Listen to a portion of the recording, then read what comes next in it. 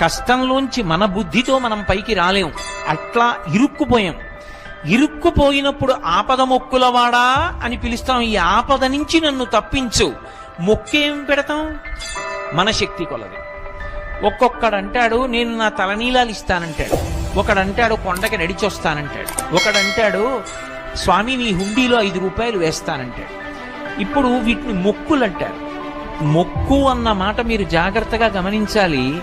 వెంకటేశ్వర స్వామి వారి హృదయం ప్రకారం అయితే వ్యాపారము కాదు. అది పాపము వలన దుఃఖం వస్తోందని వాడు తెలుసుకోవాలి. తెలుసుకుని పిలిచావు పరమేశ్వరుణ్ణి. ఆయన ఏం చేస్తాడు? నేను ఆదుకోకపోతే ఎవరు ఆదుకుంటారు లక్ష్మి? అందుకుని ఉంటాను ఈ కలియుగంలో వెంకటాచలం మీద. ఎవడు ఎక్కడ ఎంత మౌనంగా లోపల పిలిచినా నాకు వినపడుతుంది.